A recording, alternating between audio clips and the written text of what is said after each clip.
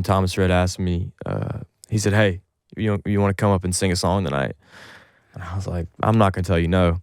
And so he was like, "All right, just play whatever you want. I'm gonna call you out. Just come play an acoustic song." So, once again, I'm a 19, 20-year-old kid, and I started to get nervous. And then I realized, what's the worst that could happen? Like actually, if you actually think about what is the worst situation here possible.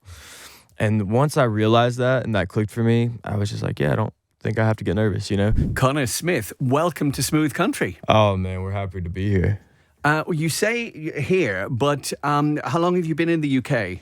Yeah, about an hour and 15 minutes. Oh, wow. We woke up at 3:30 a.m. from Norway. We were in Berlin, Sweden, and then Norway, and then here this morning. But we get to be here for a couple of days, so I'm excited to take it in. It's my first time in Europe as a whole, so obviously first time in the UK, and I like what I see so far, so excited to spend some time. I was going to ask you, because I don't know, from a cultural point of view, that, whether we do things a lot different. And even those countries you mentioned, we feel different to some of them. So for you, you're just literally hopping around the place like mad. Well, it was interesting to see to get back in an English-speaking country again. Right. And it's like throwing me off a little bit. So the last 2 days, being in Sweden and Norway, I'm like, we're back to English. And so I'm like, I love it. First of all, debut album has recently come out, Smoky Mountains. That must be so exciting, the first album. Yeah, it's all the emotions in one. It kind of canceled each other out, between the excitement and the nerves and the anticipation. But I'm just really grateful. It's one of those things you kind of spend a lifetime preparing for your debut record, and I thought a lot about it for years and years, and so it's been really cool to finally have this record out, to let the fans have it, to kind of get feedback, see what they gravitate towards, and then just for the live show to have these songs out into the world that the fans can now react. You experienced that to a degree already in the other places you've just mentioned, but you're about to experience it here in the UK for the first time also. And you say lifetime, like you worked a lifetime, but actually, how old are you? I'm 23. Wow. Do you know, that makes me very jealous and a bit bitter, to be honest. Sure. But no, seriously, that's phenomenal. Now, you went viral on TikTok to begin with. That whole avenue clearly wasn't available for artists, 15, 20 years ago. So how important do you think social media is now for people who were in your position, but now? So in other words, you 5 years ago or whatever. Yeah, it's an interesting thing. I think every artist's journey is different and story is different, and I think that social media as a whole is such a massive ability and platform to reach so many people. I mean, it was never the game plan to go viral by any means. This song just kind of did it on its own. I don't even have TikTok on my phone, or I'm sporadic in Instagram. But this song, I Hate Alabama, came out, and it was funny. We were in Norway last night, and a guy yelled out for me to play this song. And I was telling them, I'm like, when I put out this song, it was a song about Tennessee and their rival Alabama. And I didn't think anybody outside of the state of Tennessee would care about it. And then here we are in Norway, and some dude yells it out. And so that song just took on a life of its own and really changed everything for me.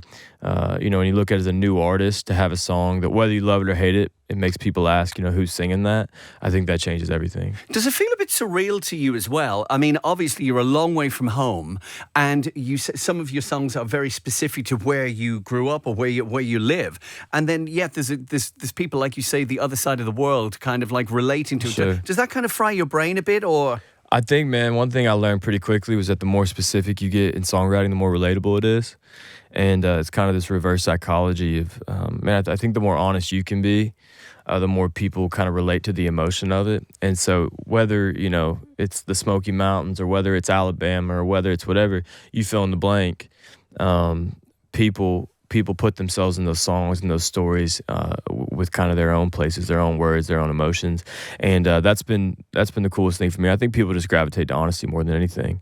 And so when they feel that with an artist, I think you see it react. No, absolutely, because there are so many new artists breaking through all the time. It's which ones really hit home or hit the target. Sure. Clearly you are. But I was interested, apparently you could have been a baseball player. Is that right? I mean, hypothetically, I was a ball player growing up. I played in the Little League World Series, which is my claim to fame. It's a big deal in America, and it's basically like the top 8 Little League teams at 12U baseball in America, and then like the top 8 from around the world. And so we were playing, teams from Japan and all that. I was 12 and I was on that. We made it far enough to be on SportsCenter, the set of SportsCenter. And they asked me what I wanted to be when I grow up. And I told them I wanted to be a songwriter because that was the only dream I ever had. And so they ended up playing a song I'd written on SportsCenter when that happened. So baseball was a big part of my life growing up. Travel ball tournaments, playing every weekend, playing all summer long, finished out in high school. But for me, it was always going to be, writing country songs was the only path. It must be great to be talented in a number of different things. We were talking about that earlier on, and again, we don't want to be too resentful towards you, but we're very jealous.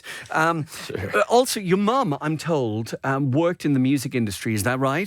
Yeah, she was. She wasn't in the industry, but she kind of had a window into it. She would basically do your job, interviewing songwriters and artists. She worked for the local news station in Nashville, and Okay. where I grew up, and so she loved country music. So she'd kind of raise her hand for all the country music jobs or asks that they had going out, and so I would get to go with her to the number one parties or red carpets, and that was kind of how I saw. It was my view into country music, into the industry, into what it meant to be a songwriter, and as a 6-year-old kid, I mean that goes a long way. That's a great little window. Did she offer you any advice at all? Because obviously she'd seen it from the inside. Did she say, now, Connor, whatever you do, don't do this or do that? Did she? She offers advice every day. It's whether I listen to it or not. But she's she's always got an opinion. Is she with you now? No.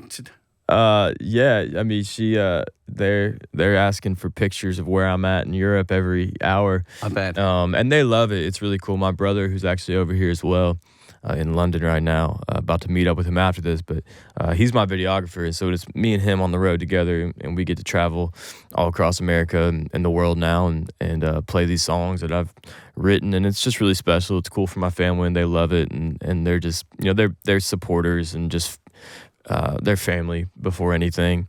And so my mom definitely has her favorite songs, but beyond that, she stays out of it. She leaves you to it. Yeah, exactly. Yeah, but it was nice at least to have that little, you were able to get exposed to it before you're doing it. Yeah, I think more than anything, it for them, it was like, for me to say I wanted to be a songwriter was not a crazy dream. Because growing up in Nashville, your friend's dad's a songwriter, your teacher's husband's a songwriter, it's doable and it's realistic. And so I think they saw that, I saw that, and it kind of made the dream. I signed a publishing deal when I was in high school. I was 16. I signed a record deal when I was 18, and people will ask sometimes, like, oh man, were you just the coolest kid at school? I'm like, no, dude, no one cared. Like, everybody's a songwriter in Nashville, so there was just no different. That's a really good point then. So how do you cut through? Because like you say, if they're 10 a penny, especially in that town, how do you cut through? Is it down the social media route, or do you need, I don't know, an element of good fortune too? Clearly talent, but do you know what I mean? Because there are so many competing. Yeah, absolutely. I think everybody has their different strength and their different thing to break through. For me, it was songwriting. For me, it was storytelling. For me, it was I got into rooms with these hit songwriters in Nashville, and it was my job to essentially, I always said that the people I was working with, they could get me in the room the first time. It was my job to get in the room the second time. And so I think for me, it was always about, how do I have a great idea every single day? How do I come prepared? How do I, show up as a true songwriter and gain the respect there? And if I can gain respect in the songwriting rooms, I'll gain respect across Nashville. And so that was kind of the strategy I had and approach. And so that's how I got my record deal, was songwriters begin to talk and tell the record labels, about who I was. And so that was the thing for me, but I do think everybody has their own path and own story of how they break through. Oh, absolutely. I mean, you're very clear about the songwriting being the key element for you. But when it came to performing the songs, was that a natural thing too? Because it's one thing writing it, like in your little room somewhere. It's another thing going out there on stage. Yeah, it was a whole other thing, and it was pretty wild to me how quick it became natural to me. It was one of those things that when I stepped on a stage, I remember like the first 2 shows I ever played were opening up for Sam Hunt. I was 17. And amphitheater venues, and I remember being so nervous. And I remember just like how nervous I was, but it was literally in that when I stepped on stage and sang the first line, it was like everything else faded. And that emotion and that exact feeling I felt never went away. And so for me, in the same way that I always felt so natural and genuine in the writers' rooms, it's the same thing when I'm on a stage. It's just kind of like everything's out the window, and I feel most comfortable and at home on a stage, which is an interesting thing, because I know a lot of people could kind of get nervous in those environments, but there's a freedom to it that's really cool. I've been shocked by some really, I mean, it's very interesting to hear your angle on it, but some very well-known artists, like superstars, and they're almost like having palpitations at the side of a stage after 20 years. Yeah. So, like you say, not everybody finds this a natural thing to do. It was wild. I told someone the other day how much of a blessing that is for me, like that there are no nerves. Like I haven't... I just don't get nervous for that at all. Even public speaking isn't like fear for me. And when I think about my job and the expectations of my job, like that is the biggest blessing I could ever imagine. I remember when it shifted. I was playing. I was with Thomas Rhett. We were at some honky tonk in Texas, and I just showed up to go to the show. I didn't have any music out. Didn't have nothing going on. And Thomas Rhett asked me. He said, "Hey, you want to come up and sing a song tonight?" And I was like, I'm not going to tell you no. And so he was like, all right, just play whatever you want. I'm going to call you out. Just come play an acoustic song. So, once again, I'm a 19, 20-year-old kid, and I started to get nervous. And then I realized, what's the worst that could happen? Like actually, if you actually think about what is the worst situation here possible. And once I realized that and that clicked for me, I was just like, yeah, I don't think I have to get nervous, because even I'll mess up all the time on stage, forget lines, at least once a show. People love it. It almost makes you more human, and I think that connects more than anything. I can relate to that from a broadcasting point of view, because we do live radio. Sure. And, if you mess up, actually, I'm not bothered by that. Not at all. Well, if you did it all the time, yeah, 100%. The bosses upstairs might be. But you know what I mean? Because 100%. It's real life, it's human, that's what it is. But I'm guessing that people will be watching this right away, so some aspiring artists, and they will have seen your path and your confidence, and, you're so cool and all that, and you're relaxed about it all. So there's been some great life lessons here already. I mean, genuinely, because, that's coming across clear. But do you have any other advice? So there's another Connor Smith or, female version watching this right now, and they're going, I want to be where he is in 2 years, 3 years. What would you say? I've been thinking about this a lot. This idea recently. If making it in country music or in your dream was a reality TV show, like The Survivor, right? Okay, yeah. And you had to give everything to be that one survivor, like, do you care enough to do that? And the answer is no. Just because it takes everything, right? To work as hard as possible, to figure out how to write songs, to figure out what songs you're supposed to write as an artist, to figure out, are you prepared to go tour? Are you ready to go, to 4 different countries in 4 days and wake up at 3:30 a.m. to be on the radio? Like, it's all such blessings, and it's living the dream, but it's also so many things that it's just like you have to choose to do the work. And so I've found that in country music, just like anything else, how hard are you willing to work? And if you sow seeds, and if you just show up every day, and are kind and are generous and give more than you get, you'll be just fine. You'll land exactly where you're supposed to. You've heard Connor say it. There you go. There's the advice for today. That's brilliant. Thank you very much for that. Best of luck over the weekend, because we're going to be there watching and experiencing it all. And good luck with the album as well. Continued success with the touring too. So it's been a pleasure. Thank you, guys. Thank you all for playing Creek Will Rise too. I really appreciate it.